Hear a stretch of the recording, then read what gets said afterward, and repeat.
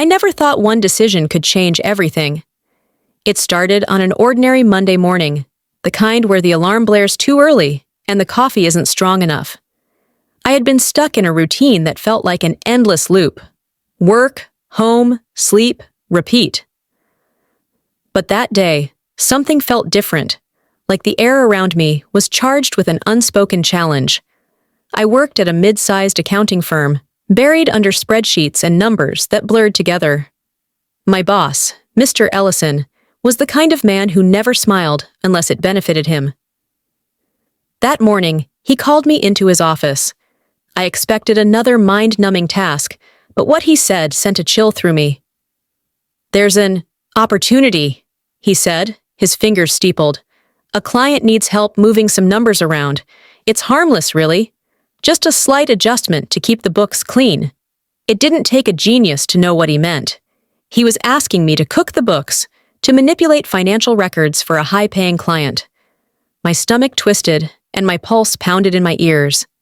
"I need your answer by the end of the day," he added, "and think carefully. This could be good for you." I knew what he was implying. If I did it, I'd get a promotion, a pay raise, maybe even a seat at the big table. If I refused, I might find myself looking for a new job. The rest of the day passed in a haze. I tried to work, but my thoughts kept circling back to the choice in front of me. On one hand, I needed the money. My mother's medical bills were piling up, and I was barely scraping by. On the other hand, I wasn't sure I could live with myself if I crossed that line. At lunch, I called my best friend, Mark. He had always been the moral compass I lacked. When I told him, he didn't hesitate. "You already know what's right," he said.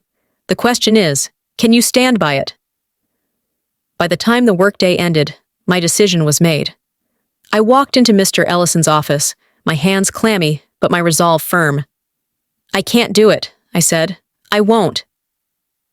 His expression didn't change. He simply nodded and gestured toward the door. "I see. Thank you for your time." That was it. No threats, no arguments, just a cold dismissal. And when I got back to my desk, I saw the email.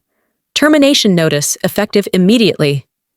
I left the office with a strange mix of fear and relief. I had no job, no security, and no idea what was next. But I also felt lighter, as if shedding that weight allowed me to breathe again. The next few weeks were brutal. I sent out dozens of applications, faced rejection after rejection, and watched my savings dwindle. My mother's condition worsened, and the stress kept me awake at night. I started questioning if I had made a mistake. One evening, as I sat staring at my laptop, my phone rang. The number was unknown. I almost didn't answer, but something told me to pick up. "Mr. Carter?" the voice asked. "I'm with Evergreen Consulting. We came across your work, and we'd love to talk." It turned out that someone, maybe Mark, maybe an old colleague, had recommended me for a position at a firm known for its integrity. They needed someone with my experience, and after an interview, they offered me a job with better pay and ethical standards I could stand behind. I accepted without hesitation. My first day at Evergreen felt like stepping into a new world. The office was bright, the people welcoming, and most importantly, I didn't have to compromise my values. A month into my new job, I got a call from an unknown number again. This time, it was a former coworker. "You won't believe what happened," he said. "Ellison got arrested. Fraud investigation. Turns out they were cooking more than just one set of books." A chill ran through me. If I had taken that deal, I might have been caught in the mess. My tough choice had saved me from something far worse than unemployment.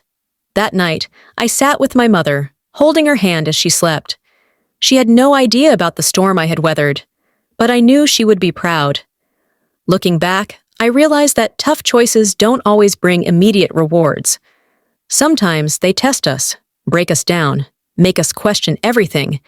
But in the end, doing the right thing opened a door I never would have found otherwise. My life took a turn, not because I played it safe, but because I took a stand.